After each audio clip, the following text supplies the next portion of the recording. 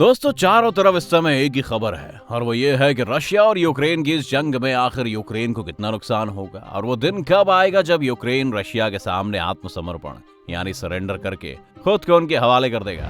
अब आप सोच रहे होंगे कि हम ऐसे बात क्यों कर रहे हैं जिससे ये लग रहा है कि यूक्रेन लगभग इस जंग को हार गया है। दोस्तों, इसके पीछे का जो सबसे बड़ा कारण है वो है अमेरिका, क्योंकि यूक्रेन अगर इस जंग का हिस्सा बना तो उसे इस बात का विश्वास था कि अमेरिका उसे रूस के खिलाफ जंग में भारी मदद करेगा और अमेरिका के साथ साथ उसके कहने पर बाकी नेटो देश भी यूक्रेन के साथ हो जाएंगे और वो रशिया पर हमला बोल देंगे, जिससे बड़ी आसानी से यूक्रेन ये जंग जीत जाएगा। लेकिन आज तस्वीर कुछ ऐसी हो गई है कि अमेरिका ने ये साफ कर दिया है कि उसकी सेना इस जंग में भाग नहीं लेगी, जिसके बाद ये तो तय हो गया है कि अगर अमेरिका नहीं आता है तो बाकी के नाटो देश भी सिर्फ रणनीतियां बनाते ही रह जाएंगे और रूस के खिलाफ कोई भी अपनी सेना नहीं उतारेगा। उधर अमेरिका के बयान के बाद यूक्रेन को एक भारी झटका लग चुका है, जिसके बाद यूक्रेन के राष्ट्रपति वोलोदिमीर ज़ेलेंस्की ने अपने बयान में ये कहा है कि हम पहले भी अकेले लड़ रहे थे और अब भी अकेले लड़ेंगे, जिस बात से साफ हो जाता है कि यूक्रेन में निराशा की एक लहर दौड़ पड़ी है। चलिए अब ये समझते हैं कि आखिर अमेरिका यूक्रेन की मदद करने के लिए क्यों नहीं जा रहा है। अमेरिका के इस फैसले के पीछे कई कारण हैं।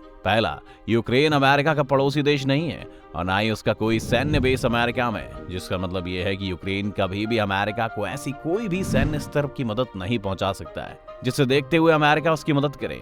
वहीं अमेरिका के बाकी देशों के साथ रिश्ते ज्यादातर इस बात पर डिपेंड करते हैं कि उनके पास क्रूड ऑयल कितनी बड़ी मात्रा में, यानी कि तेल के भंडार उन देशों के बीच राजनीतिक और व्यापारिक संबंधों को मजबूत करने में अहम रोल अदा करते हैं। लेकिन यूक्रेन के पास वो भी नहीं है, इसलिए अमेरिका यूक्रेन की मदद करने नहीं जा रहा है, क्योंकि यूक्रेन के पास तेल का कोई भंडार नहीं है और ना ही कोई नेचुरल रिसोर्सेज है जिसके लालच में अमेरिका उसका साथ दे सके। इस लिहाज से देखा जाए तो भविष्य में कभी भी यूक्रेन के कारण अमेरिका का व्यापार प्रभावित नहीं हो सकता।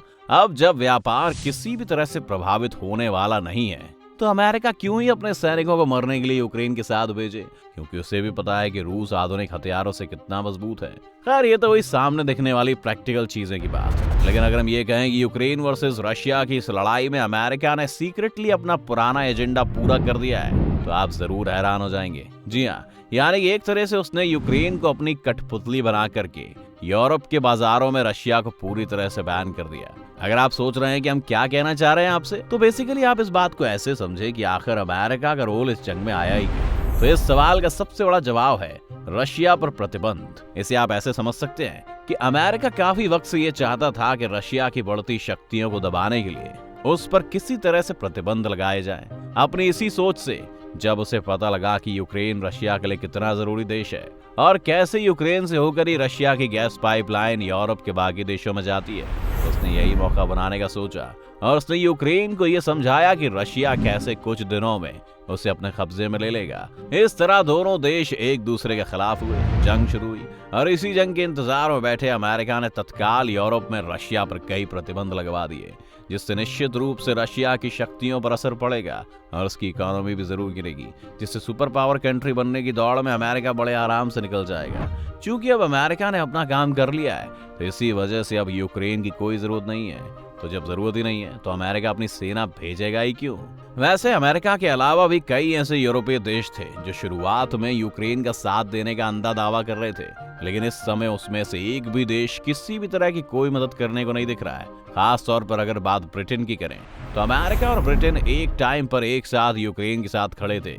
यहाँ तक कि शुरुआती सैन्य मदद में भी ब्रिटेन का नाम आ रहा था, लेकिन ब्रिटेन भी जंग शुरू होते ही गायब हो गया। खैर, ब्रिटेन के गायब होने के पीछे का एक बड़ा कारण है, वो कुछ और नहीं बल्कि उनके खुद के देश में चल रहे प्रदर्शन और प्रधानमंत्री बोरिस जॉनसन से लगातार हो रही इस्तीफे की मांग है। क्योंकि वहां के प्रधानमंत्री कब बदल जाएं और सत्ता किससे हाथ में जाए ये कहा नहीं जा सकता। इसी कारण अभी ब्रिटेन ये तय नहीं कर पा रहा है कि वो मदद करेगा या नहीं।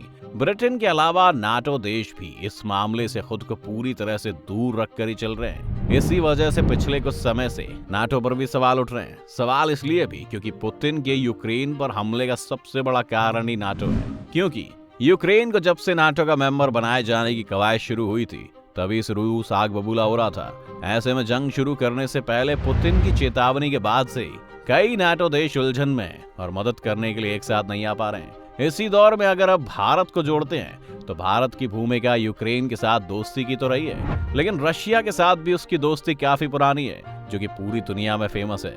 यही वजह है कि जब कुछ दिनों पहले संयुक्त राष्ट्र संघ की सुरक्षा परिषद में रशिया के खिलाफ प्रस्ताव पारित हो रहा था, तो भारत उस दौरान उस काउंसिल की मीटिंग में एब्सेंट रहा, क्योंकि वो ना तो रशिया के खिलाफ जाना चाहता था और ना ही यूक्रेन के खिलाफ। तो इस बात से साफ हो जाता है कि भारत अभी किसी भी तरह यूक्रेन की मदद नहीं करने वाला। इस पूरी कहानी से आप समझ ही गए होंगे कि इस समय यूक्रेन के पास सरेंडर करने के अलावा और कोई ऑप्शन नहीं बचा है, क्योंकि बिना किसी मदद के यूक्रेन जैसा छोटा देश कब तक रशिया जैसे बड़े देश के सामने लड़ पाएगा। यूक्रेन के नागरिक भले ही आम जिंदगी छोड़कर सेना ज्वाइन कर रहे हैं, लेकिन उधर रशिया ने न्यूक्लियर अटैक की भी धमकी दे दी है।